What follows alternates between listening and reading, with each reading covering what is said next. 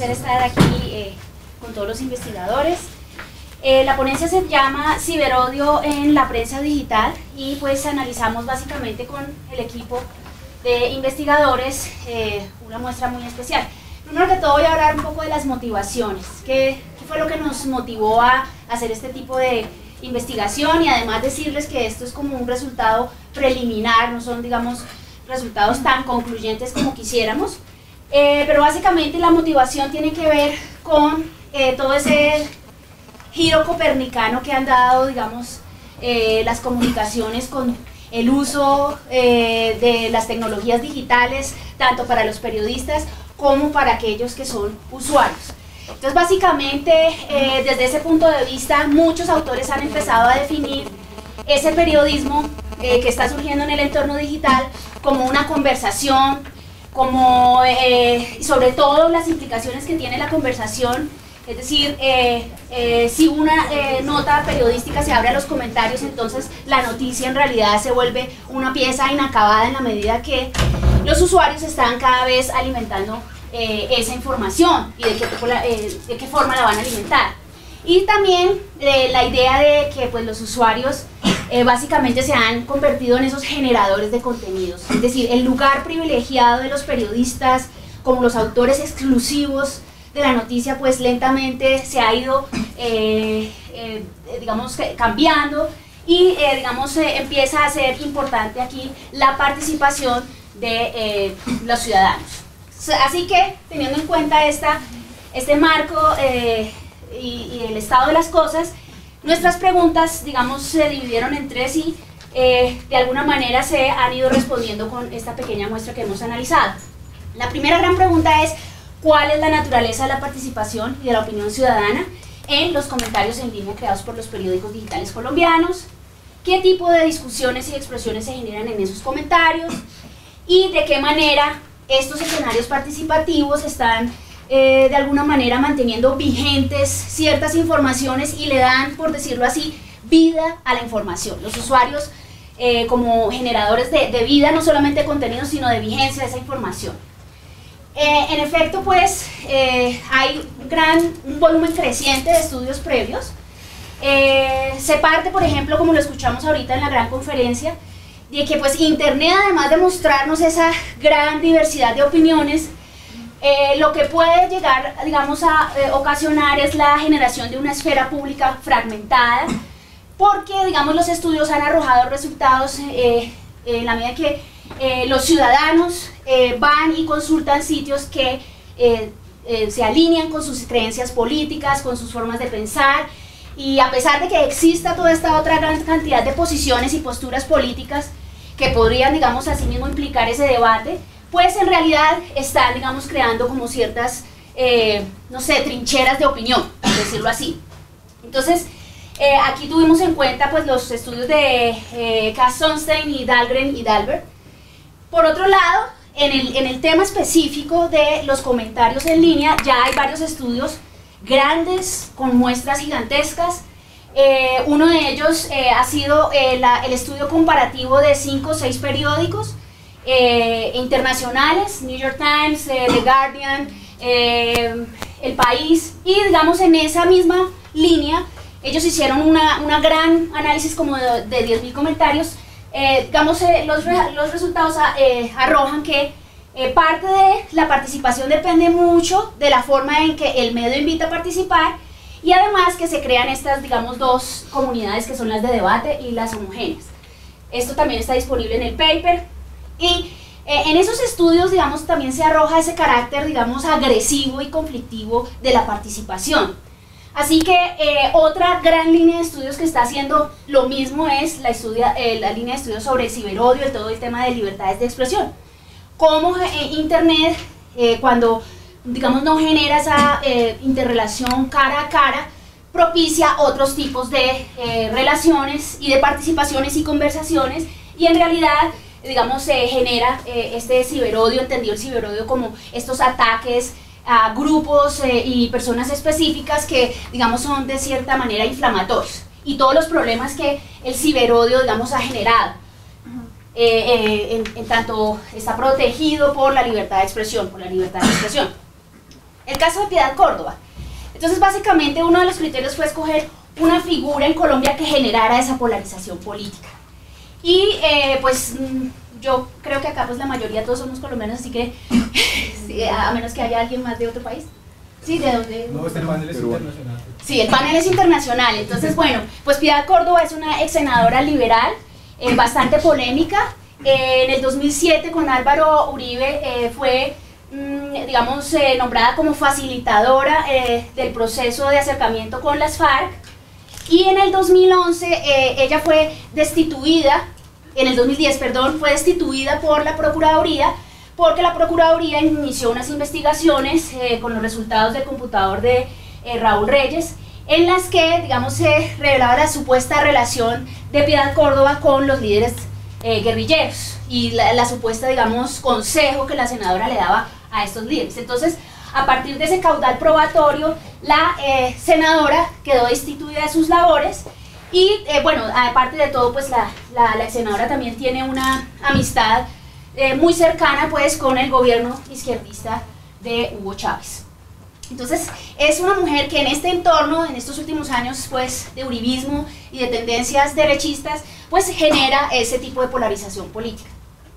La muestra. Entonces, decidimos mirar, bueno, miremos en el proceso de liberación de los secuestrados, de los soldados secuestrados en el 2011. Entonces, de ese periodo de enero a febrero del 2011,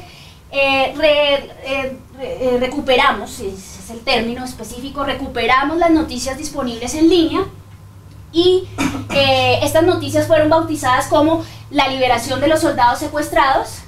Tomamos una lista un poco más amplia, como de 10 noticias, pero en este momento solamente arrojamos el resultado de 4 noticias. Y el total de comentarios analizados sí es bastante más grande, es de alrededor de 1300. Entonces, estas noticias se suceden en ese proceso de liberación de los secuestrados. Bien, estos son los resultados básicamente.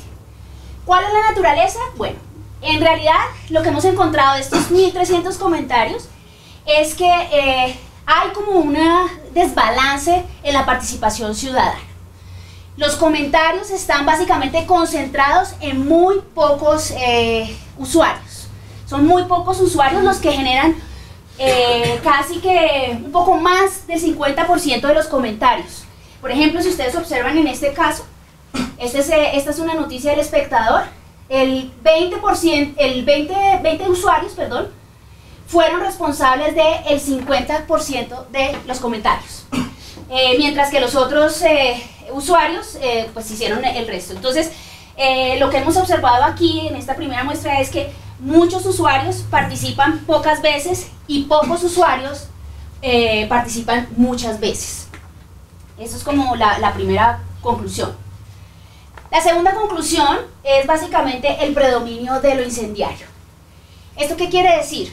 De todos los comentarios que nosotros codificamos, más del 40% contienen insultos y ataques, digamos, abiertamente racistas y sexistas, políticos, también de eso voy a hablarles un poco más adelante, a la ex senadora. Entonces, son, digamos, espacios realmente inflamatorios, incendiarios, y pues aquí ustedes pueden observar, digamos, dos cosas importantes. Si ustedes observan estos porcentajes comparados con estos porcentajes, estos son mucho más altos, ¿no?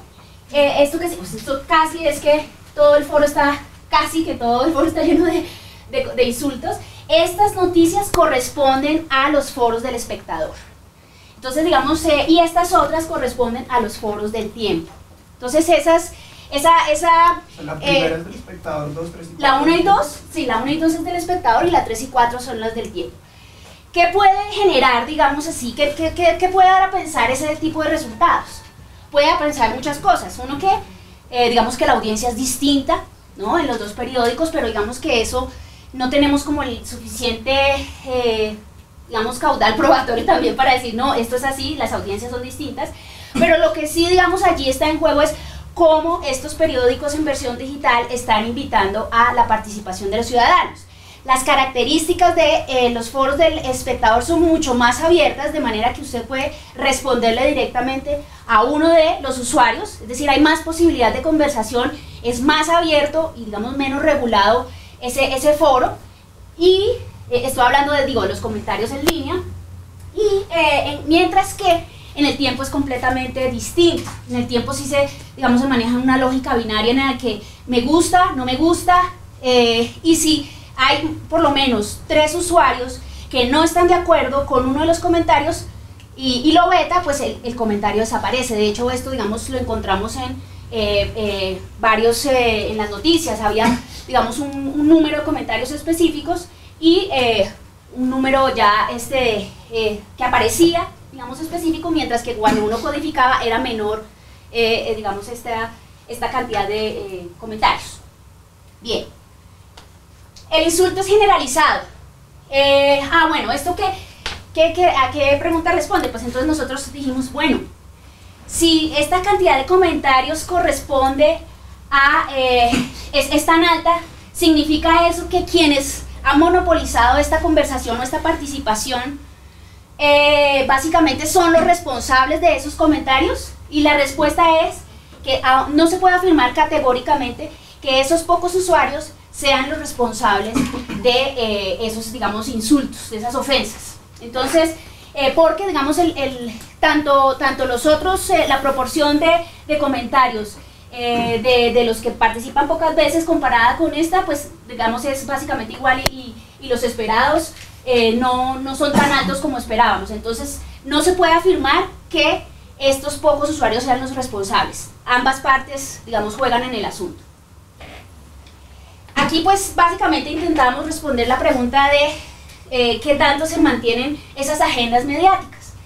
Y lo que tratamos de hacer fue un ejercicio pues que resultó bastante interesante, porque tratamos de mirar dentro de esas noticias cuánto tiempo duraba pues no en la boca de los comentaristas, en el teclado de los comentaristas. Y básicamente, inmediatamente después de publicar las noticias, por ejemplo, si ustedes ven el artículo 1, 2 y 3, digamos que la vida de esa información periodística es similar. Entonces, y esto oscila entre más o menos 2000 y pucho de minutos. Acá estamos en minutos. Esto quiere decir más o menos entre 36 horas, algo así. Entonces, digamos que esta vida de la noticia comentada por los usuarios más o menos es, similar. ¿Qué pasa con esta? ¿Qué pasa con esta noticia? Esta es la noticia número 4. La noticia número 4 es una noticia publicada en El Tiempo, es una entrevista que, es 5 veces más, está más viva que las demás, duró 7 días de comentarios, incluso después de revisiones posteriores encontramos comentarios después de 40 días. Esto quiere decir que, pues bueno, allí queda la información digital, pero lo que nos pone a pensar es un poco en términos de género noticioso, un poco más hacia el análisis un poco del discurso de esa noticia. Entonces, como les decía, de estas 4 noticias, esta entrevista fue publicada un domingo. Piedad Córdoba es el actor central de la noticia. En ese entonces está haciendo ya como invitaciones a ser la mediadora de un posible proceso de las FARC. Recordemos pues que en el 2011 hasta ahora estábamos comenzando pues el gobierno Santos y un proceso de paz pues no se imaginaba para entonces. Entonces pues básicamente es curiosa la vida que tuvo esta información. En cuanto a la cantidad de insultos que vimos, pues nos dimos a la tarea de mirar cuáles eran las características de esos insultos y básicamente los ordenamos en 3 niveles.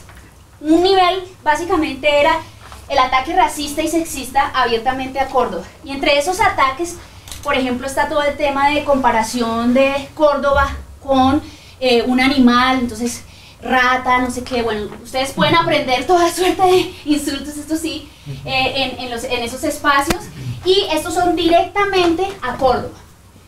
Hay digamos otro nivel de ofensa personal, y es el de las condenas morales, pero allí ya no solo a Córdoba, sino a sus simpatizantes e incluso al presidente Santos y a pasadas figuras políticas como Pastrana, etc. Entonces aquí podemos ver, por ejemplo, sobre todo en este nivel, ya donde se ataca, o digamos, se trata de refinar el insulto como para dar ya el salto al no insulto, es básicamente mirar cómo básicamente hay una polarización entre los que se llaman en los foros los uribestias y los cucarachavistas, por ejemplo. Hay unas informaciones allí pues que uno empieza a decir, bueno, es digamos interesante verlo y también bastante impactante. Entonces acá son unos ejemplos. Este es el del espectador, que como les digo tiene posibilidad de dirigirse a el usuario, y estos son los del tiempo. Bien, en conclusión básicamente es que a pesar de que los medios en línea están haciendo un esfuerzo por abrir sus puertas a la participación, invitar a los lectores o a los usuarios a esa participación, hay dificultades en la manera en que esos espacios están allí dispuestos. La pregunta pues queda básicamente y es si habría que moderar o no. Muchos de los medios que fueron consultados en la gran muestra, en el estudio previo de los 5 grandes periódicos, The Guardian sobre todo es uno de los que más está dispuesto a moderar en sus foros, porque parte de la responsabilidad de los medios es, digamos, cualificar el debate y el potencial deliberativo que tienen esos comentarios.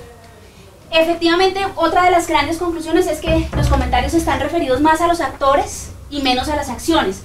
La existencia como de personajes como taquilleros allí que atraen un poco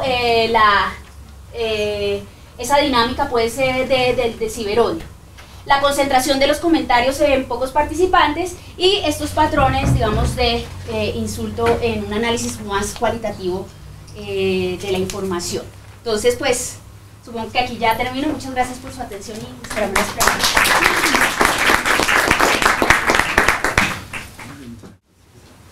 Internet y las trincheras de opinión. La simulación empática como forma de manipulación en la tarea informativa que polariza la opinión pública mexicana, a cargo del doctor Fernando Huerta Vilchis de la Universidad Panamericana de México. Muchas gracias, buenas tardes. Muchas gracias por la oportunidad de estar aquí en Bogotá, ser externado. Bueno, la presentación es esa, pero bueno, ahorita lo que quiero hacer primero es hacer un breve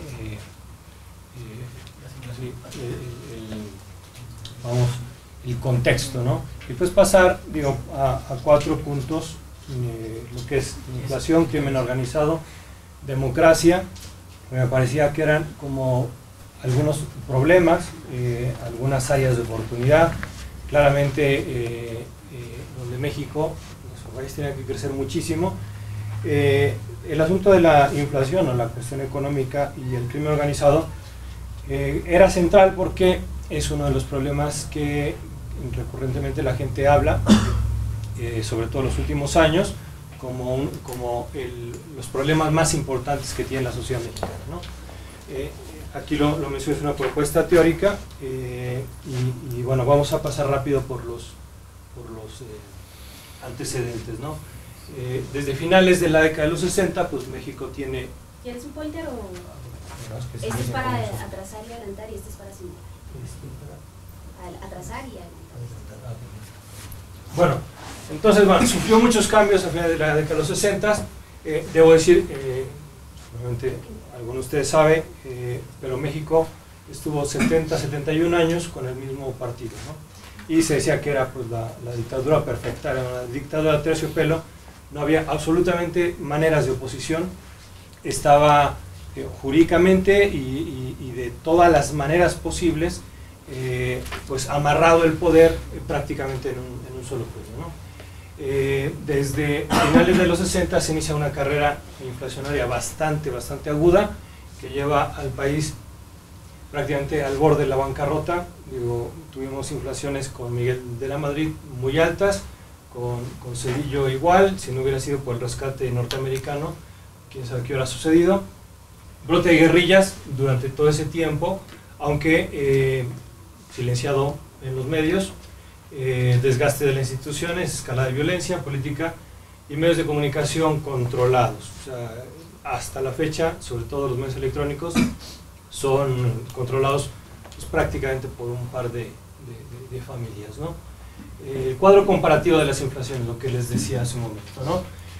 Con Luis Echeverría, solamente considero el último año, digo, tuvieron variantes, pero el último año de su gestión, de 70 a 76, López Portillo 76-82, de la Madrid 82-88. Entonces va de 27.2 al último año de López Portillo con 98.84, Miguel de la Madrid 51.66. Después con Carlos Salinas, que pues todo el mundo, o la mayoría de los mexicanos pensaban que estábamos a punto de pasar al primer mundo. El último año de su gestión estaba 7.5, nada más con un año trágico para el país. Con Ernesto Zedillo toma el país en una gran crisis, aunque se lo achaca Carlos Salinas a él. Termina con 12.35, Vicente Fox y Felipe Calderón. En el caso de Calderón, como no se ha hecho el estimulado del último año, porque todavía faltan, en diciembre es el cambio de poderes, pero vemos que los grados de inflación con estos dos presidentes, digo, no habían sido posibles en los otros sexenios. De hecho, hay un par de generaciones de mexicanos que crecimos, desde que nacimos tenemos solamente la imagen de crisis financiera. O sea, no existía alguna otra cosa más que crisis financiera. Entonces, bueno, por eso antoja que puede ser una cosa sumamente importante, y como de hecho lo reflejaron las encuestas, que el problema económico y el problema de la seguridad pública eran fundamentales en el país, ¿no? Bueno, violencia y crimen organizado. La violencia que apareció en inicios de estos periodos fue reprendida por el Estado, los movimientos estudiantiles.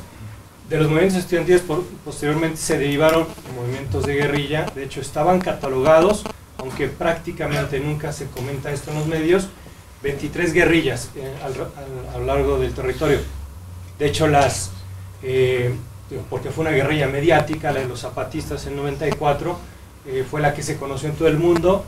Después el Ejército Zapatista de Liberación Nacional y el EPR, otro movimiento también en el sur del país, pero el gobierno prácticamente había controlado esto, ¿no? Para 94 se desata la violencia, ya no solamente de grupos guerrilleros, sino la guerra zapatista, sino que hay una serie de asesinatos políticos. El asesinato de un cardenal por un supuesto fuego cruzado entre grupos rivales del narcotráfico. En el punto B, cuando mencionamos el de asesinatos políticos, quiero decir que fue desde el secretario general del partido en el gobierno al candidato presidencial del gobierno, y bueno, pues, en fin, o sea, hubo esos dos acontecimientos, simbraron muchísimo toda la estructura política del país. La corrupción, que desde luego también es una constante, no ha sido una constante por desgracia en México, y que de hecho se decía que México es una fábrica de millonarios. O sea, cada 6 meses había una clase de millonarios nueva, y toda esta camada de nuevos millonarios eran gente que terminaba dentro del periodo de gobierno, y aún así la gente pues seguía vamos a decir, sin opciones para cambiar la situación política. Todo esto se va acumulando hasta que llegamos, bueno, parte de en 1988, las elecciones presidenciales, hay una separación fuerte de algunos políticos que después se identifican con la izquierda, se separan del partido gobernante. El partido gobernante, algunas figuras importantes como el hijo del general Lázaro Cárdenas, uno de los próceres, una de las figuras más importantes de la patria, llevó a cabo la expropiación petrolera, fue gobernador del PRI y se separa con otros prominentes personajes de la izquierda. y empieza a haber un desgaste muy importante en el partido, en el PRI, ¿no? A lo que se le ha llamado presidencialismo en México, es precisamente este sistema donde el presidente es prácticamente el jefe del partido y es el que mueve absolutamente todos los hilos de las instituciones, ya sean económicas, ya sean políticas, ya sean estudiantiles, lo que sea, ¿no? La oposición solamente podía hacerlo de manera nominal, es decir, no había en la estructura una manera de competir más o menos con igualdad. En 1988 gana el PRI con Salinas de Gortari, pero es una elección sumamente cuestionada. De hecho, hay suficientes pruebas, por lo menos para dudar que la elección más bien fue fraudulenta. El mismo árbitro de la elección era un árbitro, era el secretario de Gobernación, y precisamente el día de las elecciones se cae el sistema, lo que también es todo un ítem en nuestro país. El sistema de cómputo de elecciones de repente desaparece. Curiosamente, el encargado del sistema de cómputo después terminó de embajador un periodo en Venezuela, otro en Polonia, regresó 12 años después, en fin, una cosa un poco peculiar. La oposición, a través de la derecha principalmente, aquí a través de la derecha gana por primera vez una gobernatura, esto en el año 87. Y en el 1997 la izquierda gana una posición, la más importante quizá, que es la capital del país. Bueno, después de las elecciones cambia había una presión social muy fuerte y cambia la Comisión Federal Electoral por un Instituto Federal Electoral en el 90, donde principalmente los ciudadanos son las figuras encargadas de arbitrar las elecciones, y llega el 2000, donde gana Vicente Fox, en una coalición con el Partido Verde, la presidencia. Y entonces dice que hay alternancia, pero aquí hay una cosa importante, ¿no?, que a veces no lo reflexionamos suficiente los mexicanos. El PRI seguía dominando en 17 estados, y el PRD en 5, más la capital, que es la entidad más importante. O sea que se dio la alternancia, pero en una figura, sobre todo en la figura presidencial, ¿no? Bueno, en fin, todo este proceso fue acumulando mucho descontento, la corrupción fue en aumento, dejando paso a la violencia. Si hay dos posturas políticas, es sano para la democracia. El problema es que después de que se da la alternancia en México, sigue habiendo 2 o 3 posturas, pero lo que no hay es diálogo. Entonces hay descalificación, hay obstaculización para las iniciativas del presidente. Prácticamente el Congreso, o sea, la cantidad de iniciativas que el Congreso no discute es enorme, y claro, esto va provocando que un país que tiene posibilidades de crecer no lo haga, porque no hay las condiciones legales para que se dé. Se radicalizan las posturas, impidiendo el diálogo, se da la situación de polarización. Todo esto dentro de un proceso en el que los medios de comunicación también, a partir de 2000, se ven, bueno, desde 1994 empiezan a tener una especie de liberación. Si el gobierno empieza a influir menos en los medios, empieza a dejar un poco más libertad, pero el problema es que esa libertad se utiliza para atacar de una manera muy despiadada a toda la clase política, especialmente a la que gobierna, ¿no? Bueno, McQuaid dice que la comunicación es una fuente de poder, de prestigio, y una forma de construir un sistema de signos y significados. Los medios se tienen credibilidad en el ejercicio periodístico. Al momento de hacer investigación se supone que ellos saben lo que están informando. La agenda que marcan los medios de comunicación orienta las charlas entre los ciudadanos. Precisamente, si nosotros preguntamos, como se hicieron muchas encuestas en el país, ¿cuál es el problema más importante? La delincuencia y la inseguridad. Y el siguiente, el problema de la inflación o el asunto económico. Como vimos, el asunto económico, de hecho estamos como nunca habíamos estado en cuestión económica, pues, me atrevo a decir, prácticamente los últimos 100 años, ¿no? La audiencia confía en el medio, entendiéndolo como autoridad, entendido como autoridad porque sabe lo que está diciendo, ¿no? Espera una actuación profesional, pone atención en lo que publican los medios porque están proporcionando un bien, ese bien que es la información. El medio sabe, en principio, porque ha investigado. El gran problema que nos hemos dado cuenta después de hacer una serie de análisis es que la mayoría de los medios mexicanos publican declaraciones, no investigan el hecho. Entonces, y después se discuten en los círculos de los líderes de opinión sobre las declaraciones de las declaraciones, o sea, no sobre el hecho. La gente espera que se le dé lo que necesita, es decir, la opinión que me está dando el periodista, ellos piensan que es lo que se tiene que informar. En este sentido, si se hiciera de manera adecuada, sería justo y empático. Ante la imposibilidad del receptor, porque bueno, claro, en México hay un fenómeno peculiar, no sé si en otros lugares de América del Sur se dé, pero la gente no lee. O sea, el promedio de lectura del mexicano es de 1.1 libros. Los periódicos prácticamente no se tocan, más que por una clase. Entonces, prácticamente toda la información es a través de la televisión, no tanto de la radio. Entonces, ¿qué sucede si no se investigan los hechos y solamente trabajamos con declaraciones? Si no, se dan de manera oportuna, es decir, en el momento que lo necesito. Si el criterio es ganar audiencia, que es lo que parece que a los medios les interesa, ganar audiencia, no informar a la gente, no darles la información que necesitan. ¿Cómo se puede vivir la empatía sin vivir de manera amplia y acabada la labor informativa?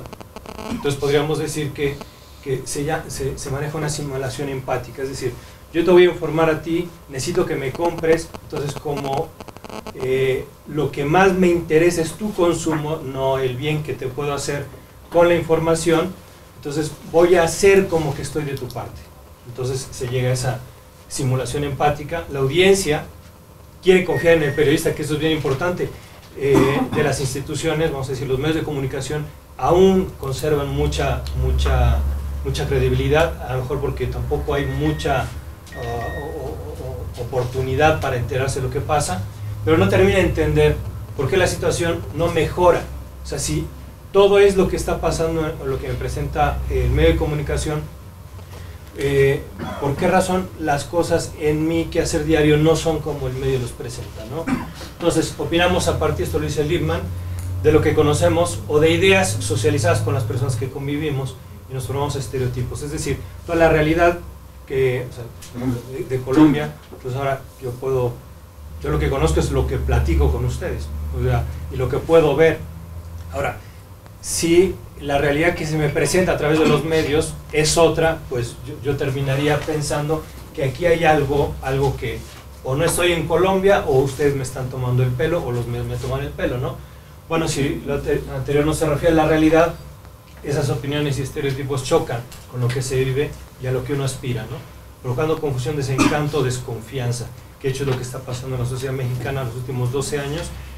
Se ha vivido un clima de muchísima polarización, de mucho insulto, de atropello, y bueno, pues espero poder continuar con esta investigación. Pues muchas gracias. Escenario de la Universidad Externado, de compartir con las profesoras Silvia, Vicky y otras profesoras que comparten con nosotros hoy su ponencia, con el profesor Sandro Macasi de la Universidad Católica del Perú, estudiantes y otros colegas que no conozco todavía. Este trabajo, estas son algunas de las palabras claves que vamos a desarrollar en lo largo de la exposición. Siguiente. Este trabajo forma parte, digamos que es un avance parcial de una investigación doctoral que vengo adelantando desde 2010 con este título.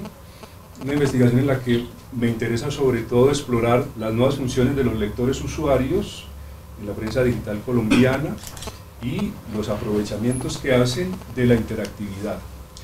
En este trabajo me ocupo sobre todo del estudio de los foros de los lectores, en lo cual tengo una coincidencia con el trabajo de las colegas del externado que acaban de presentar. Es un trabajo que estoy haciendo para la Universidad Nacional de La Plata, con el apoyo de la Universidad Surcolombiana, donde trabajo.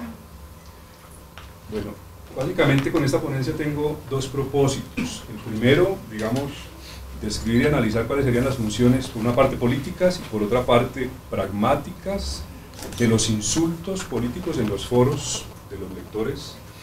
En este caso no me ocupo de noticias, sino básicamente de la sección de opinión, es decir, los foros que se desprenden de las columnas de opinión de 4 medios que enseguida detallaré. Y por otra parte, quiero establecer unos nexos entre lo que ocurre en esos foros, por un lado, y lo que tiene que ver con las culturas políticas que están presentes en nuestro país, y seguramente con diversas expresiones en América Latina. Entonces quiero ver esa relación de insulto político y culturas políticas de los usuarios, básicamente. Básicamente este es un trabajo más de tipo cualitativo. Hemos escuchado trabajos sobre todo, digamos, con un fuerte componente cuantitativo u otros que combinan. El énfasis mío está, digamos, en una aproximación a partir de, por una parte, la teoría de los actos de habla. Los fundadores, sabemos, son Austin y Searle, que hace parte, digamos, de la pragmática lingüística.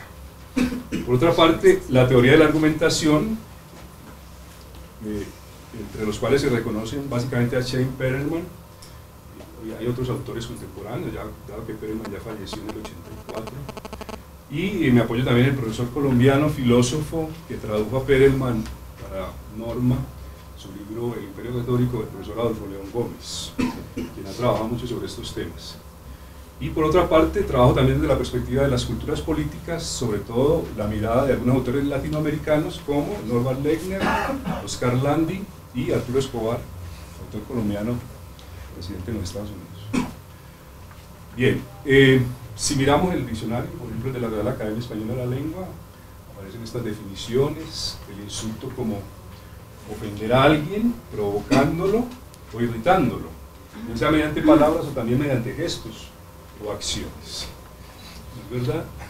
Pero más importante que, siguiente, que digamos esta definición del diccionario sería que tratáramos de preguntarnos un poco por el insulto como acto de habla, desde esta perspectiva de la lingüística. Y en este sentido, quisiera decir que, como recordarán quienes se han aproximado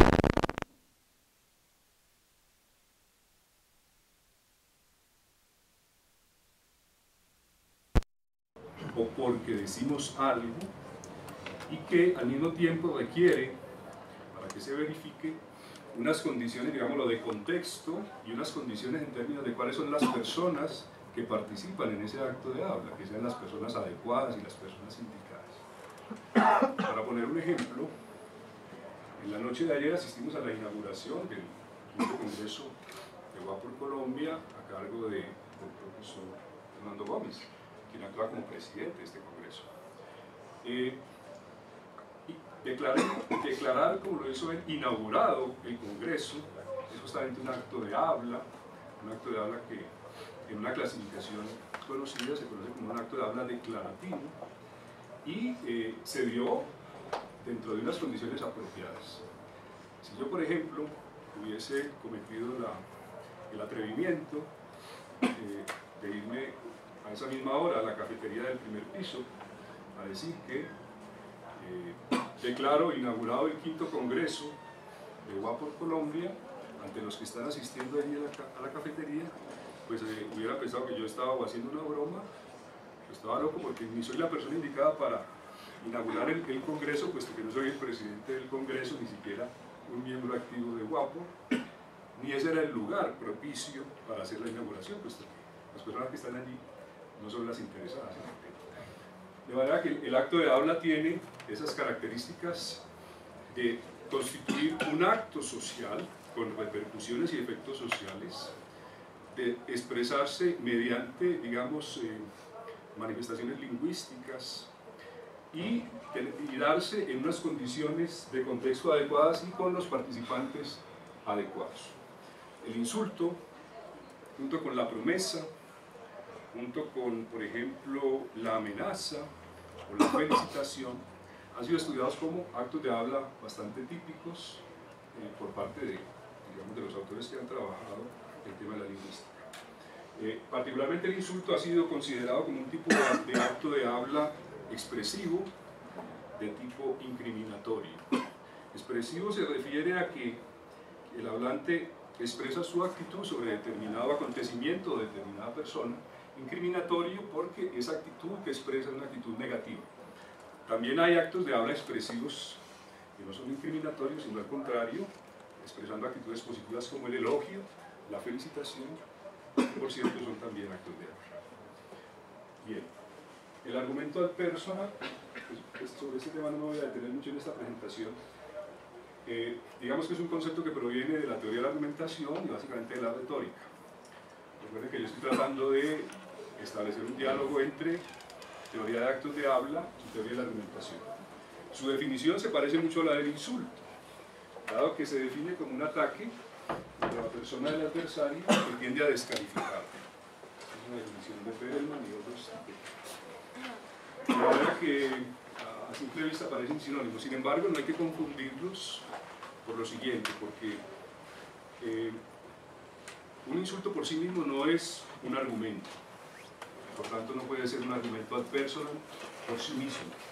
En la medida en que un argumento requiere, para que sea tal cosa, que por lo menos haya un punto de vista o conclusión que se define en ese argumento, que haya unos datos o fundamentos que le dan soporte al punto de vista y que haya lo que los teóricos de la argumentación llaman una garantía o garante.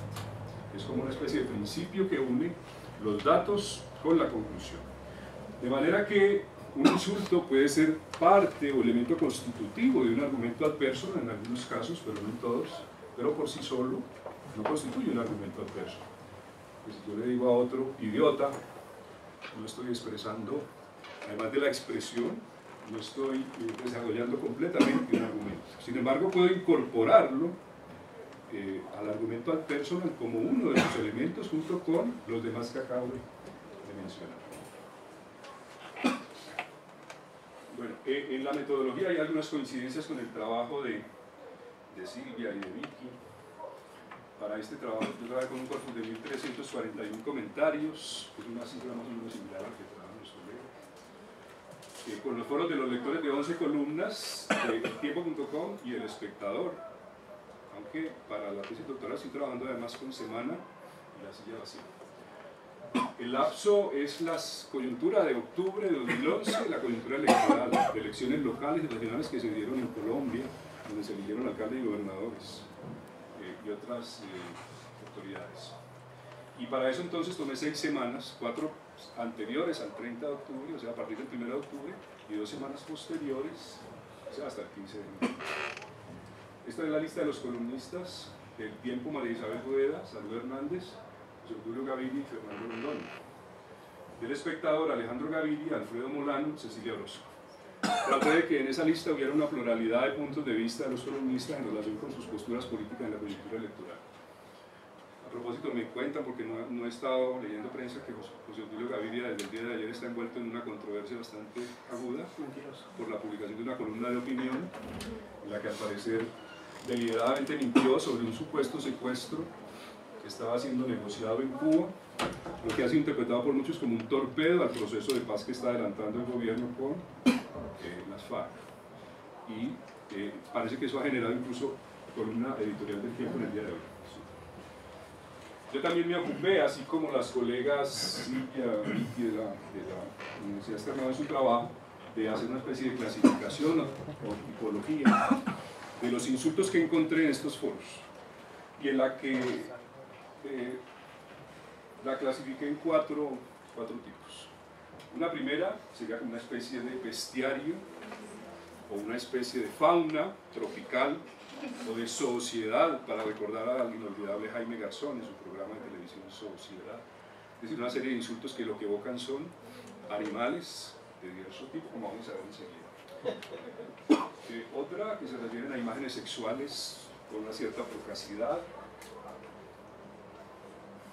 otras referidas a discriminaciones de género contra la mujer y los homosexuales, en lo cual coincidimos perfectamente con el trabajo de Silvia, y otras referidas a la salubridad pública, que yo voy a explicar con algunos ejemplos. Bueno, a partir, digamos, de los usuarios tienen ciertas pretensiones de creatividad lingüística, que pueden ser aceptadas o no por nosotros, pero ellos hacen unos ejercicios de creatividad, que en algunos casos son juegos o variaciones con el nombre propio del injuriado, es decir, modificaciones del nombre propio del injuriado. En otros casos son la invención de nuevos vocablos a partir de palabras preexistentes, o sea, son vocablos compuestos que le dan un sentido injurioso. Y también algunas frases que ellos construyen. Vamos a ver algunos ejemplos. Albaraco Uribe Balas es el cambio de la nominación de Álvaro Uribe Vélez. Albaraco suena muy parecido a Paraco. Balas se refiere básicamente a, con mala ortografía, a la munición de las armas de fuego, lo que alude, digamos, a la propensión a las soluciones de fuerza que se le atribuyen al expresidente. Iván Cepeda, el apellido de él es Cepeda con C, pero estos usuarios lo dejan Iván Cepeda, o también Iván el Macareno Cepeda, para burlarse de él. Facho Ladroño en vez de Fernando Londoño, para significar su tendencia política y de pronto también su avidez por apropiarse de dineros públicos para usos privados. Estas son palabras compuestas, uricertos, narcomesías, prototerrorista, que son la suma de dos vocablos preexistentes que configuran un insulto, y igualmente hay algunas frases, tengo un par de frases, por ejemplo esta que es muy sonora, dice: recuas asquerosas neocomunistoides prototerroristas, que combina este tipo de palabras compuestas, la integra, o desde el punto de vista de los adversarios de Uribe, a quienes apoyan a Uribe lo llaman cipayos, sacamicas, aduladores del narcoenano. Una serie de frases que podrían reclamar cierta invención. ¿Cuánto tenemos? Un minuto y medio. Entonces es el tiempo justo para que trate de llegar a unas conclusiones.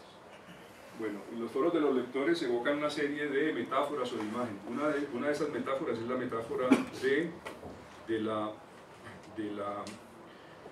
del cuadrilátero, es decir, el foro como el lugar donde se enfrentan unos pugilistas y se propinan golpes entre sí con el ánimo de ver caer al otro a la lona y de que chupe el polvo de la derrota en la lona, ¿cierto?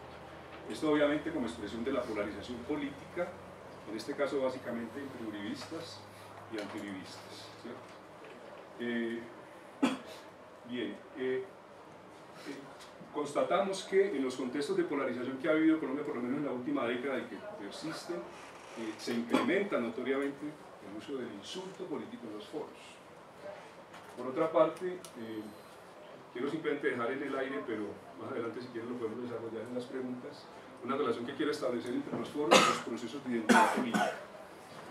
En este sentido, creo que los foros se han ido convirtiendo en unos espacios muy importantes en los que los usuarios tratan de configurar, reconfigurar y ajustar de manera permanente sus identidades políticas por dos vías.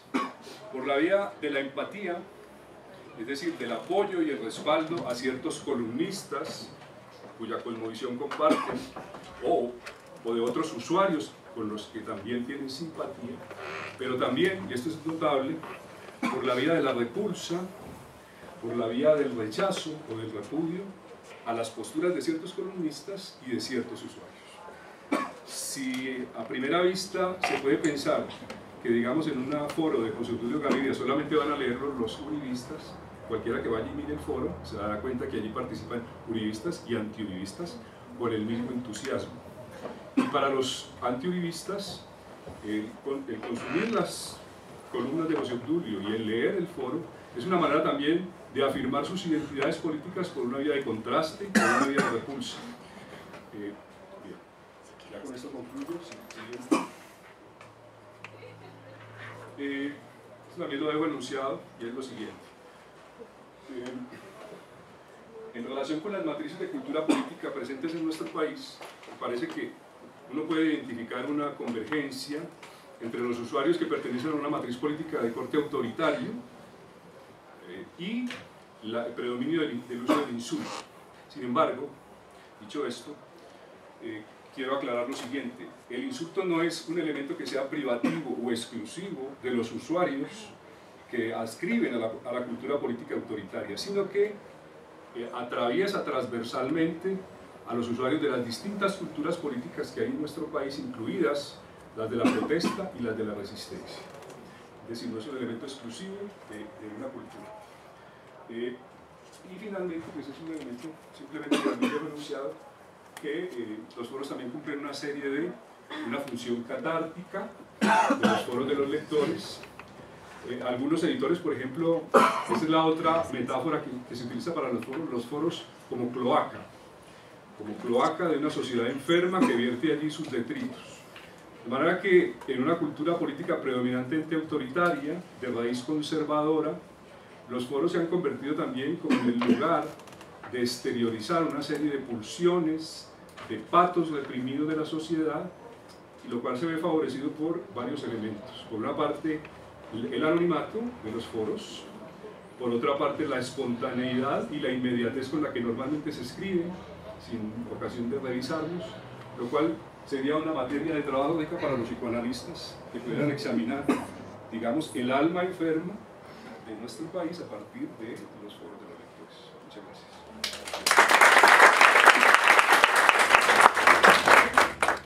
El artículo Polarización política y consumo de medios en Colombia, a cargo del doctor Ernesto Cárdenas, profesor de la Universidad de Extremadura.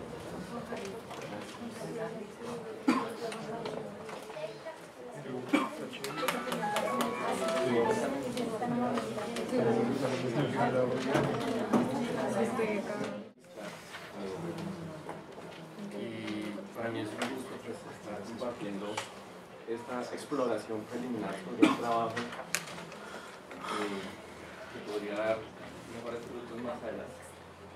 El tema de mi investigación, digamos, uno de los temas grandes de mi investigación en general es la relación que existe entre polarización y conflicto social. En esta presentación en particular, lo que quiero mirar es polarización política y consumo de medios de información en Colombia. Si existe alguna relación entre el consumo de medios y la polarización política de la opinión pública en Colombia. Dos elementos que quizás me ayuden a contextualizar la idea. En democracias, una de las situaciones cumbres de una democracia es cuando llega el proceso electoral, ¿no?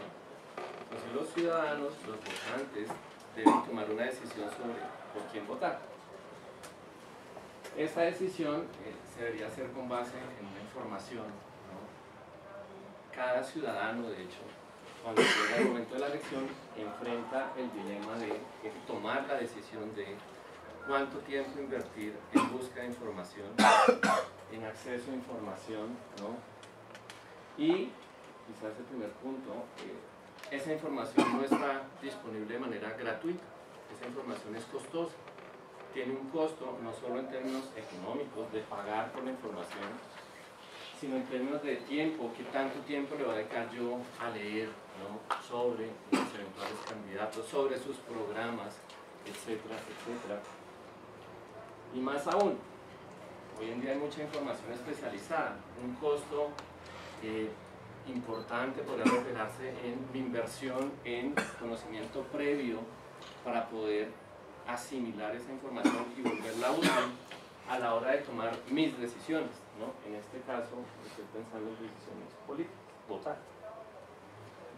¿Cuál es la hipótesis del trabajo? Y esto realmente está en una fase exploratoria, quizás más adelante se pueda avanzar. La hipótesis es la siguiente: el acceso a diversas fuentes de información en lugar de una única fuente, ¿no? Debería generar aumentos en los niveles de polarización política. La intuición detrás de eso, ¿cuál es? La intuición es muy sencilla, es simple. Si todos los votantes, si todos los ciudadanos recurrimos a una única fuente de información, pues la probabilidad de que nuestras opiniones políticas, nuestros criterios sean más homogéneos, ¿no?, es mayor a un caso en el cual existen diferentes fuentes de información, ¿no? Pues si todos tenemos solo una fuente de información, por ejemplo noticieros de televisión, si eso es lo único que vemos y de ahí tomamos toda nuestra información, pues es muy probable que todos terminemos con un grado de homogeneidad sobre nuestras ideas, nuestras opiniones, etc. Contrario a lo que podría pasar en una sociedad en la que además de noticieros tiene otras fuentes de información. Y de hecho eso es lo que ha venido pasando. La modernidad, digamos, nos ha posibilitado nuevas fuentes de información. Entonces, aparte de lo que ha venido siendo tradicional, pues hay información en política muy especializada, hay acceso a internet, hay blogs políticos, los políticos crean sus propias páginas por internet, los partidos tienen información disponible. Claro, eso para el usuario genera unos costos, hay que tener internet, hay que dedicarle tiempo a eso, ¿no? Entonces, esa es como la hipótesis que yo quisiera someter a evidencia en los datos. Bueno, esto es, en ciencias sociales hay una discusión sobre polarización política. ¿Cuándo hay polarización política? Por ejemplo, es suficiente que las élites políticas, porque una cosa son las élites, los partidos políticos, y otra cosa es la opinión generalizada, ¿no?, los ciudadanos. Claro, ahí uno debería ser más riguroso y mirar qué tan representativos, qué tanto poder de convocatoria en realidad tienen los partidos políticos, como para arrastrar las masas de sus seguidores o no. Pero a mí lo que me interesa es el grueso de la población, porque el problema de polarización en términos de conflictos sociales, si hay grupos grandes con opiniones polarizadas, eso aumenta la probabilidad de conflicto, tipo Venezuela. No conozco datos específicos sobre opinión pública en Venezuela, pero seguramente la población está muy dividida, polarizada en torno, por ejemplo, al modelo económico que están desarrollando. Eso aumenta la probabilidad de conflicto. Y eso es como lo que a mí me interesaría mirar. Pero bueno, hay una discusión sobre qué significa polarización política, cómo medirla, si se mide en una sola dimensión, en varias, etc. En economía, digamos, existe una teoría de polarización. Entonces, hay una estructura que nos permite saber exactamente qué significa polarización, cómo medirla, de qué se compone la polarización. ¿La intuición cuál es? La idea es esta. Suponga que usted es capaz de conocer la distribución de unos ciertos atributos, características de una población, y usted es capaz de observar la distribución de esas características, de un grupo de características, puede ser un grupo, puede ser una, etc. Si usted es capaz de observar esa distribución y encuentra que hay pocos grupos representativos de la sociedad, muy distantes el uno del otro, eso es lo que se ha formalizado y entendemos nosotros en economía por polarización. Esos son los tres elementos de polarización. Usted tiene que tener un número pequeño pero representativo de grupos, ¿no? El individuo en cada uno de esos grupos se debe sentir identificado con los demás que son parte de ese grupo, y a la vez se debe sentir distante, lejano de los demás grupos, de las personas que están en los demás grupos. Si uno tiene esos tres elementos, pues puede hablar de polarización, ¿no? De hecho, lo que se ha desarrollado en economía es un índice que permite medir, ¿no? Entonces usted podría decir, bueno, la polarización está aumentando o disminuyendo. ¿Por qué? Porque los grupos se están alejando, porque la gente al interior de los grupos es más homogénea, ¿no? O porque está cambiando el tamaño de los grupos. Uno puede hacer ese tipo de ejercicios y eso es precisamente lo que yo hago. Entonces yo calculé un índice, ¿no?, desarrollado por Esteban y Rey en el 94 de polarización, la idea detrás de esto es sencilla. Esto es una función que tiene en cuenta los tres elementos que acabo de mencionar. Usted no se preocupa por la matemática, yo me preocupo por la matemática. Pero la idea ¿cuál es? La idea es que esta función tiene en cuenta eso. Usted mide, ¿no?, el nivel de identificación o de homogeneidad al interior de un grupo, mide la distancia que hay de un grupo con respecto a otro y tiene en cuenta el tamaño de los grupos. Usted puede calcular un índice de polarización, ¿no? Entonces así, digamos, facilita saber concretamente qué estamos diciendo cuando se habla de polarización, y uno podría estudiar, bueno, ¿por qué está cambiando? Porque cambia el tamaño de los grupos, porque están más lejos los unos de los otros, o porque el nivel de identificación al interior de los grupos cambia, ¿no? Bien, yo calculé ese índice, utilicé datos de la encuesta de comunicación y participación política que hace la Facultad de Comunicación en el Centro de Investigación Política de la Universidad Externado de Colombia. Y esto es lo que utilizo como para calcular el índice. Entonces, hay una sección en la encuesta del 2010 sobre polarización política.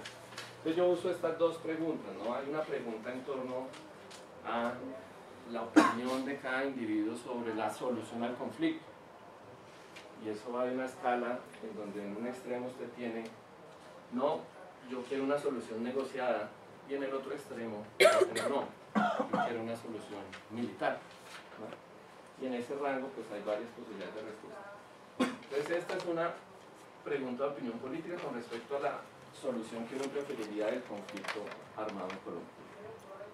Y la otra, en la parte de polarización, tiene que ver con la opinión de las personas con respecto al matrimonio de personas del mismo sexo.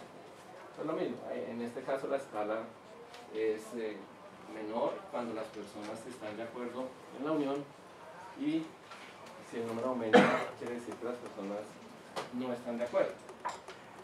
Ahora, para validar la hipótesis de si todos tenemos la misma fuente de información, debería haber menos polarización que si hay más fuentes de información. Yo uso estas dos fuentes de información, noticieros nacionales de televisión. Todo el mundo, en la mayoría de los hogares, tiene televisión, lo que hacen es ver televisión. El acceso a periódicos, lo ideal, lo que yo hubiera querido mirar en realidad eran cosas como internet, blogs, cosas más específicas, pero cuando uno mira los datos, digamos, en Colombia, con estos datos que yo tengo, las personas hacen muy poco uso frecuente de ese tipo de información. Entonces me pareció que periódicos es diferente a noticieros y que podría ser algo mejor que internet. Aunque de todas maneras, en esto coincide con alguna presentación, que el nivel de lectura es muy bajo, ¿no? Nosotros tendremos 1.2 libros al año, y periódicos, digamos, el 10% lo hacen recurrentemente, es muy bajo. Pero bueno, creo que es lo mejor que podía hacer. Los resultados, ¿cuáles son? Digamos, en la hipótesis mía, lo que yo hubiera querido encontrar para validar la hipótesis es que al pasar de una fuente, ¿no?, de una sola fuente a varias fuentes de información, la polarización debería aumentar. Lo cual no encuentro porque no hay unos resultados consistentes, ¿no? En el caso de dos grupos, el índice es prácticamente el mismo al pasar de personas que consumen solo un medio de información a así consumen múltiples medios de información. Eso con respecto al posible proceso de negociación, cuando miramos personas a favor o en contra de matrimonios de personas del mismo sexo, ocurre algo similar, no hay grandes variaciones en el índice. Entonces, con estos datos, digamos, no hay evidencia a favor de la hipótesis de mayor diversidad, mayor polarización. Yo tengo dos posibles respuestas que podrían investigarse más adelante. Una, realmente muy poca gente accede a esos otros medios de información, entonces la mayoría está concentrada viendo televisión. Y otra, es probable que los contenidos sean muy homogéneos, por más de que haya diferentes medios de información. Lo que es interesante, a pesar de que no hay evidencia de la hipótesis, es que la polarización se aumenta dependiendo del nivel de información que tengan las personas. Si hay niveles bajos de información, los niveles de polarización son más bajos. A medida que la gente accede a mayor información, la opinión se polariza. Aquí hay unas gráficas, ¿no? Entonces esto es esta,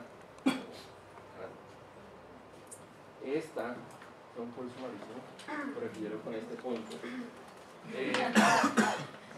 Es el éxito del iceberg. Digamos, acá están personas que no consumen información, aquí a la derecha siempre está el gráfico de personas que consumen mucha información. Entonces, aquí gráficamente el nivel de polarización es menor porque hay un grupo muy dominante con respecto al segundo grupo. A medida que la gente consume información, los dos grupos en tamaño como que se van igualando y se van alejando uno del otro. Y esa situación se repite consistentemente con los diferentes consumos de información. Aquí, por ejemplo, polarización con respecto al matrimonio de personas del mismo sexo, personas no informadas que no leen periódicos. La gran mayoría está en contra de esa unión, mientras que a medida que aumenta la información observen que aparece un segundo grupo en esta izquierda. Entonces eso es interesante en los datos y es una tendencia consistente. Para concluir entonces, lo que yo encuentro que es, digamos, no hay una evidencia contundente con estos datos a favor de la hipótesis de polarización. Las dos explicaciones son las que les mencioné en la charla. Pocas personas acceden a otros tipos de información. Si a usted le toca leer, ya es mucho esfuerzo. Entonces ya no lee, ¿qué quieres que le cuente? Entonces prefiere ver televisión, o que alguien le cuente. Terminamos hablando de la opinión de otro. Y mayor consumo de información si aumenta los niveles de polarización. Ahora, sería interesante en la investigación, yo tengo 3 propuestas de cuál es el mecanismo que polariza a medida que usted se informa más. Yo tengo 3 ideas. Una es que usted puede estar en la mitad, indeciso, y a medida que adquiere nueva información, entonces usted se mueve a alguno de los extremos. Otra es que usted tiene alguna creencia, pero habla con alguien que tiene la misma creencia y usted dice, sí, ¿no? Hay un proceso de reafirmación de su creencia y usted se mueve a un extremo. Y la otra es la reputación. Esto en grupos es probable que usted no exprese su idea porque puede quedar aparte del grupo. Bueno, esto es un poco técnico. La idea sería, en vez de mirar unidimensional, hacerlo multidimensional. Y para el problema es que no tengo los datos, pero no podría hacerlo multidimensional. Muchas gracias. En relación a las dos ponencias en cuanto a los espacios de comentarios, voy a pedir disculpas si de pronto hago referencia a elementos que no trataron en la exposición, o sea, no tuve el tiempo de leer los papers. Sin embargo, pues voy a tratar de hacer como una serie de comentarios, preguntas y de matizar un poco el tema. Por un lado, me gustaría conocer un poco más en términos metodológicos cómo se aproximaron a los espacios, o sea, si utilizaron algún tipo de software, de hecho ya existe, o también me gustaría saber con qué frecuencia se acercaban a estos espacios. Me gustaría saber si lo hicieron en una hora determinada. Creo que al final voy a explicar por qué estoy llegando a tantos niveles de detalle. La otra es, hay que matizar un poco que, o sea, por encima los 2 medios que tomaron, o sea, el tiempo y el espectador son medios que tienen la transición de prensa a medio digital. Entonces eso también toca tenerlo en cuenta a la hora de aproximarse a los espacios de comentarios, en especial porque sabemos, como muestra el último y único estudio de medios digitales, que casi todos los medios en internet han hecho el tránsito de prensa a lo digital. ¿Por qué hago referencia a esto?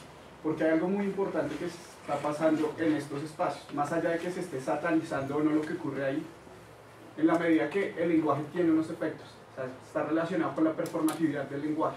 No siempre pasa que se termina, digamos, polarizando lo que pasa en este lugar. O sea, hay muchos más usos, no es el único. De hecho, encontramos, los que alguna vez nos hemos metido ahí con cierta frecuencia, encontramos varias cosas. Uno, se ofrecen productos, se cometen errores de los mismos periodistas y comentan. De hecho, es curioso que, digamos, en la de Juan Carlos sean solo columnas de opinión. El único de los columnistas que en verdad hace uso del espacio es Alejandro Gaviria. De los otros, o lo cerraron, no lo utilizan, o ponen el correo para que les lleguen cosas. Bueno, ¿qué más? La otra cosa es importante a la hora de comparar los medios, también las reglas de uso del medio. De hecho, no son homogéneas. De hecho, las noticias o la información que se toma suele ser de secciones diferentes. Eso también lleva a que lo que pasa en el espacio sea diferente. No es lo mismo, digamos, en el caso de Piedad Córdoba, pues creería que parte de todo lo que pasa abajo responde a la construcción de la misma figura de ella, o sea, de cómo la ven por fuera, de todo un contexto. O sea, si bien va a responder a todos los insultos que sabemos que pueden estar allá y que en verdad están, como lo mostraron en la muestra, obviamente lo que pasa ahí responde a algo que es ajeno al medio, que responde más, digamos, a una cultura política, más a una... Bueno, digamos, la figura es un poco compleja como para ahondar en esto. Y la otra, digamos, que tiene que ver es con... Me devuelvo. El tema de la moderación.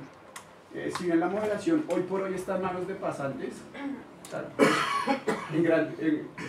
en algunos periódicos, o sea, lo digo porque conozco cómo se está manejando esto, hay varios medios grandes, de hecho, digamos, El País de España es de los que más se queja de lo que pasa en esos espacios, pero es de los que en verdad, digamos, a ver, voy a organizar un poco porque también está en la construcción preliminar lo que está escribiendo sobre estas cosas. Es por qué tiene que haber moderación si sobre todo estamos emanando a un llamado de que acá la gente viene y comenta. O sea, si bien hay una transición entre el usuario, entre el lector-usuario, usuario-lector, o sea, ¿por qué tenemos que tener control de esto? O sea, en últimas, las personas que entran ahí lo hacen registrándose. Entonces, como hay gente que dice que no, es que la gente que lo hace desde Facebook no agrede, así agrede. Y pasa en páginas que tienen espacios de comentarios desde iglesias cristianas hasta periódicos deportivos. Entonces, como que también el tema de que las personas se escudan detrás de un seudónimo es lo que fomenta eso. No, pues por lo menos de lo que yo he visto no funciona. La otra pregunta que tengo es para el tiempo. ¿Hay alguna comparación entre usuarios? Entre el usuario no registrado y el usuario registrado? ¿Hay algún tipo de relación entre ellos? O sea, sé que muchas veces dialogan sin ofenderse, pero pues no sé qué pasó en el caso de Piedad Córdoba, si lo pueden ampliar. Y la otra... Es que quiero darle espacio a todos. Sí, no, qué pena, y bueno, no, ya, si algo podemos hablar afuera después, qué pena. Bueno, pues, las dos preguntas que capté básicamente eran la de metodología. Pues básicamente sí, nosotros combinamos, digamos, dos formas de investigar. Una es la cuantitativa, digamos un estudio como estadístico descriptivo de esos comentarios, y la cualitativa tratando de hacer, digamos, un análisis de los insultos a la luz de la tipología de Han Lee, que habla sobre cómo la gente se enfrenta a los espacios, digamos, conflictivos, ¿no? Entonces ahí hay una tipología. Esto está en el paper, creo que está en el CD, ¿no? Entonces, digamos, no todos, y allí, digamos, te respondo la segunda pregunta de la del tiempo, y es, no todos, o sea, el 40, en nuestra muestra, más del 40% son insultos, pero no todos los comentarios son insultos. Entonces estamos también mirando qué pasa con los otros comentarios. En general hay recomendaciones, hay lamentaciones, entonces todo el tiempo es, ay, ¿por qué no vuelve Uribe? Pero no necesariamente son insultos. En cuanto a la moderación, sí, en el estudio más grande que tienen los autores españoles sobre The New York Times, The Guardian, la República.it y el otro, El País de España, todos los periódicos internacionales están invirtiendo dinero, estructura y formación en la moderación de los foros, porque saben, digamos, que como periódicos en línea tienen la responsabilidad de hacer del debate, digamos, algo más deliberativo y menos... de hecho, ese es el origen del espacio. Sí, entonces, básicamente, sí debería, digamos, haber como una pregunta para los medios de cómo se está invitando a la participación. Nos resultamos beneficiados en ese diálogo, pero importante es cómo cualificar la participación, cómo estructurar, digamos, nosotros hablamos en el paper de la arquitectura participativa de cada uno, lo que llaman los periódicos las herramientas participativas. Entonces, de alguna manera los periódicos están tratando de un poco regular y depender del software y de las características de este software. Todavía no hemos hecho esta parte de la investigación porque no sabemos qué pasa al interior de los periódicos todavía. Digamos, eso sería un estudio etnográfico en los periódicos, es decir, quiénes regulan, cómo lo regulan, cuántos comentarios tienen al día, en fin, esos son otros aspectos de, digamos, de la investigación. Pero sí, digamos, allí es la pregunta de cómo, si los periódicos están invitando, bueno, en general los medios digitales que tienen versión en el mundo impreso, no estamos hablando de los medios nativos como La Silla Vacía, que es otra cuestión, y que sí tienen moderadores hasta donde sé. Sí está bastante pendiente de cuál es, digamos, la calidad de la participación de los usuarios, entonces no sabemos todavía, no tenemos todavía esa información, y recién, digamos, los foros fueron abiertos a partir del 2006, ¿no? Entonces, apenas los periódicos están viendo la necesidad de, bueno, necesitamos gente preparada, si vamos a abrir las puertas a la participación de, digamos, de los lectores usuarios. Hay una aclaración cuando tú nos preguntabas sobre si que la muestra era heterogénea. La muestra realmente es bastante homogénea. Primero tenemos un lapso determinado que fue elegido. Digamos, no sé, hacía pregunta a las secciones porque, digamos, había por ejemplo una sección que se llama proceso de paz o algo así, estaba determinada por en esos días todas las noticias que estaban saliendo a raíz de la liberación de unos secuestrados. Entonces los dos periódicos, incluso el Tiempo, hizo un formato especial o más bien, ¿cómo se llamaría eso? Como un cabezón de una sección especial en la cual se ubicaban todas esas noticias. Entonces sí hubo como una selección no para estar, y lo otro es que también nos interesaba, a diferencia del profesor Juan Carlos, a nosotros no nos interesaban los textos periodísticos de tipo argumentativo, sino los textos periodísticos de tipo informativo. Entonces por eso elegimos noticias. ¿Sí? Sí.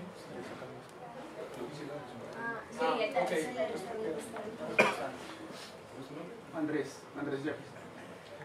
Brevemente, entonces, con relación a la parte metodológica, creo que me aprovechó mucho el uso del software de investigación cualitativa del Atlas TI para codificar los foros de los usuarios.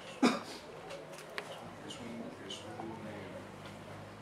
software que recomiendo para trabajo de investigación cualitativa, con textos, fotografía y por un lado. Por otra parte, en efecto, creo que nos hizo falta tal vez a ambos expositores plantear que efectivamente, aunque hay una alta recurrencia de insultos en los foros, no es lo único que hacen los usuarios en los foros. Tal vez la literatura destaca mucho el tema de los insultos porque es muy visible, ¿cierto? Y porque los editores se quejan muchísimo de ese problema y muchas personas también se apartan de los foros por el clima de hostilidad que hay. Sin embargo, y esto es algo que también trato de indagar en mi trabajo, hay presencia de múltiples actos de habla, ya no solo hostiles, sino de una naturaleza más dialógica y propositiva, ¿no? Desde felicitar al columnista, que lo hay, hasta felicitar a otro usuario, proponer, hacer propuestas, hacer convocatorias a la acción, ¿cierto? Es decir, son una variedad de actos de habla, algunos de los cuales se acercan a lo que muchos anhelan que sean los foros como espacios de debate en los que se busquen acuerdos entre los usuarios. Y un caso particular que destaco es el de La Silla Vacía, que en mi estudio, en el que debido a las políticas de moderación que tienen los editores del periódico, que es una política de moderación bastante activa, han logrado un foro de debate, un foro de deliberación, un foro respetuoso de calidad. Esto lo han logrado en parte porque ellos, a diferencia de los otros medios que estudié, cada persona que hace una nota es responsable de moderar su foro. Cuando una persona excede las normas del foro, ellos le mandan un correo diciéndole: te has excedido, te has sobrepasado las normas y hemos suprimido tu comentario. Si lo vuelves a hacer otra vez, te vamos a sacar de la lista de la cita. ¿Sí? El año pasado que los entrevisté me dijeron que en 2 años que llevaba la silla solamente 10 personas habían tenido que ser sancionadas, un número de usuarios que no tengo en este momento el dato preciso, y de las cuales la mitad habían pedido cacao. Habían dicho, por favor, lo vuelvan a escribir, que yo espero comportarme a la altura en el foro. Lo cual habla bien de lo que podría ser una activa moderación de los foros, lo que no hacen de manera sistemática los otros medios. Y fíjense cuál es el argumento que nos plantean para no moderar. En la entrevista que hicimos con editores de esos medios, esencialmente un argumento de tipo económico. No tenemos suficientes recursos, o no tenemos para destinar suficientes recursos para la moderación. Porque eso implicaría tener personas trabajando exclusivamente en eso, dado el alto volumen de comentarios que se producen.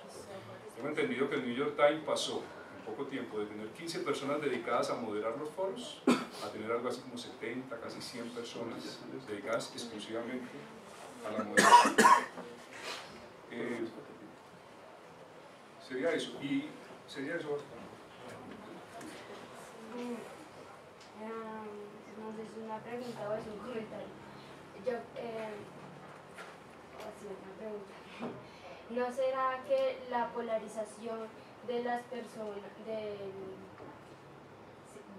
ya llegar a los votos cuando ya uno va a votar, se encuentra más por el chisme chisme de vecino a vecino, de persona a persona, y no por los conocimientos que nosotros tenemos, que precisamente los medios de comunicación nos han negado durante, digamos, 4 años antes o durante elecciones anteriores? Entonces, yo diría que, porque en una de las ponencias decían que eran los usuarios los que se insultaban entre usuarios, se insultaban. Entonces yo digo, si los usuarios son los que dicen esos insultos, ¿qué estamos haciendo los medios de comunicación para que existan esas opiniones? O para que existan esos, ya en votos, ya lo que sean votos, o lo que sean opiniones o de conocimientos que están generando los medios de comunicación para que los ciudadanos del común tengan cierta información, para que una ama de casa que también se cuenta en los votos tenga una buena información. A mí me parece que la cuestión es que el ser humano, la persona, necesita información para poder operar, tomar decisiones, hacer lo que tiene que hacer día con día. Si no se le da la información pertinente, te llenas de lo que puedes. Especulas, escuchas lo que te dicen, lo que te comentan, pues es como dice usted, el chisme o lo que te comparte el que está al lado. Pero ¿qué sucede? Que a veces eso no se empata con la realidad. Y entonces, oye, me estás diciendo esto y yo me encuentro con otra situación.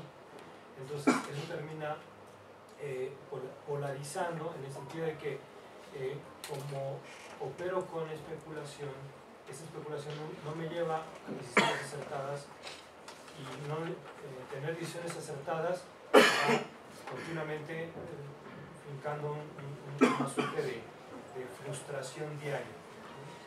Entonces, bueno, pienso que en buena medida el no decir las cosas como tienen que decir, la verdad, de manera oportuna, provoca que la gente, y a nadie le gusta sentirse engañado.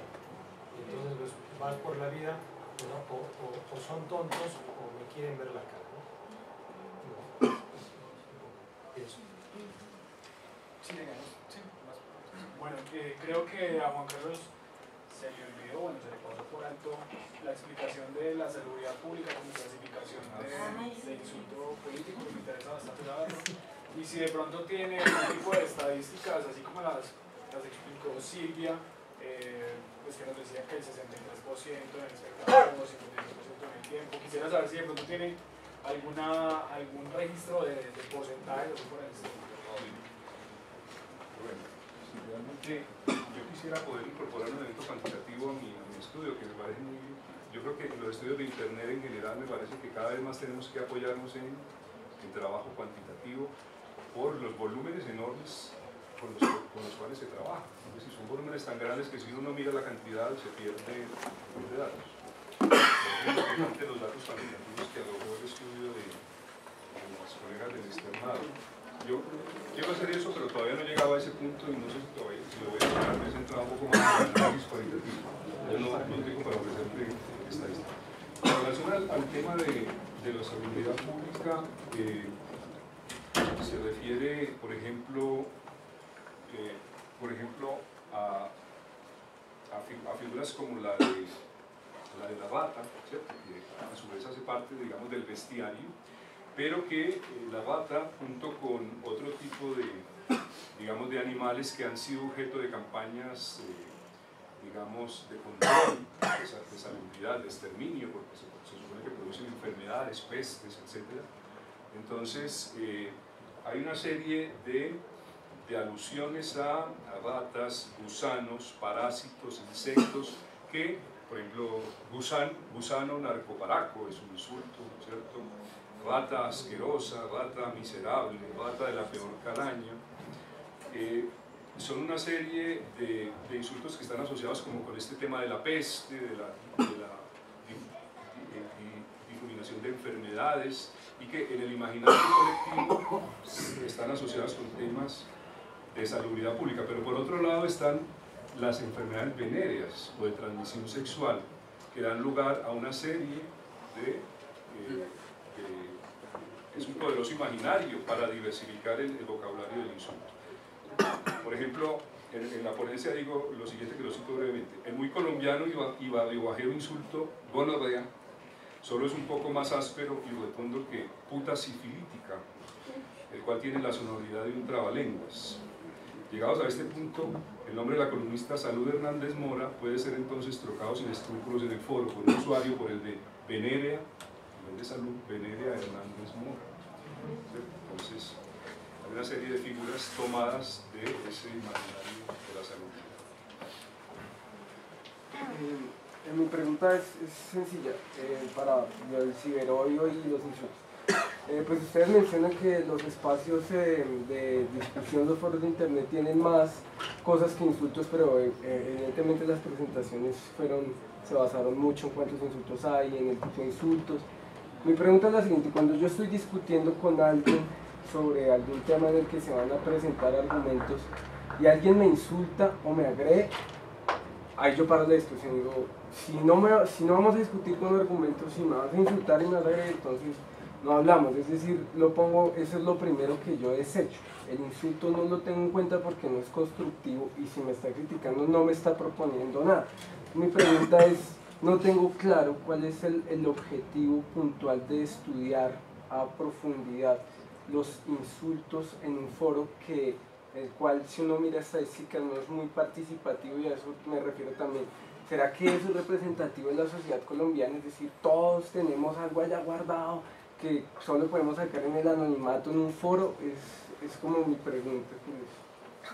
En principio, a mí sí me gustaría hacer la claridad de que nosotros estamos como pensando mucho desde la sociedad colombiana y lo que la sociedad colombiana dice y hace, y yo creo que eso trasciende a la sociedad colombiana. Por ejemplo, el caso en el estudio que nosotros vimos acerca de varios medios internacionales, hay una situación bastante fuerte también de insulto desde el punto de vista de la xenofobia. Por ejemplo, hay una cantidad de insultos, y no solamente eso se produce en Colombia, se produce en Europa muchísimo. Entonces, bueno, nuestro interés particular, sí hay muchos otros temas que se tratan, pero yo disiento en el sentido de que yo sí creo que es bastante representativo el número de insultos que se producen. O sea, aquí César nos puede decir un porcentaje. Nosotros sí vemos como muy marcado eso. Tan marcado será que ya nosotros no podemos decir que somos las creadoras de una categoría que se llama ciberodio, llamarlo de alguna manera, pero ya hay muchos investigadores preocupados por mirar ese punto en particular. No, quizá para algunos puede resultar el morbo de mirar eso y no otra cosa, o para otros puede resultar el hecho que no es constructivo para una sociedad que le estén recordando que odian y que permanentemente están insultando. Pero sí lo que nosotros podríamos pensarlo, no desde el punto de vista de juzgar a la sociedad porque insulta, sino de mirar un poco por qué la sociedad no es capaz de tener argumentos fuertes para discusión y se concentra básicamente en eso. Porque se amparan, por ejemplo, era algo que también para decirle a Andrés, ¿Por qué se amparan en el anonimato? Porque en una sociedad, en ese caso sí en particular, por ejemplo como la nuestra, una sociedad tan reprimida, una sociedad en la cual se le castiga a la gente por manifestarse públicamente, y eso lo vemos permanentemente en un noticiero, la gente, no sé, si el perro de la vecina orinó en el jardín del otro, el señor sale con capucha diciendo que el perro de la vecina orinó en el jardín del otro, que se siente angustiado que lo vayan a reconocer. Entonces en esta sociedad hay una cosa, hay una oportunidad de hacer catarsis, de insultar al otro, pero además no puedo esconder para hacerlo, no tengo que poner la cara. Me puedo poner un nombre, o 5 nombres, o 15 nombres.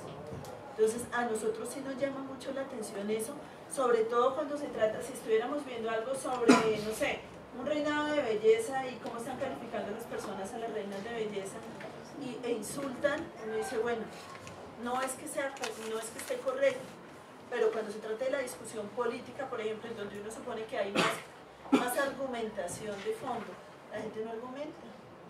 La gente utiliza cosas como en el caso de que decía Juan Carlos ahora, me recordó algunos de los insultos que encontramos, araña ponzoñosa, culebra, no sé qué más, alusiones sexuales a la persona de Piedad Córdoba, por ejemplo, que era el amante de los guerrilleros, que yo no sé qué, un montón de cosas. Entonces nosotros, la gente, mucha gente, sí hay cuestionamientos sobre su posición política, sobre su colaboración con la guerrilla, pero la mayoría de cuestionamientos son a la persona. Esto lo he repetido en muchas ocasiones que nos han preguntado acerca de esto. La primera palabra que se pronuncia cuando se describe a la señora y que se utiliza como insulto es negra. Negra y de ahí en adelante, todo lo que ustedes quieran, porque se utiliza la palabra negra como insulto. Yo creo que sí es interesante que la gente estudie acerca de eso, se cuestione cómo una sociedad, sea la colombiana o sea francesa o lo que sea, empiece a preguntarse por qué la sociedad está reaccionando de esa manera, porque no hay argumentación y por qué eso se limita a eso, a la discusión.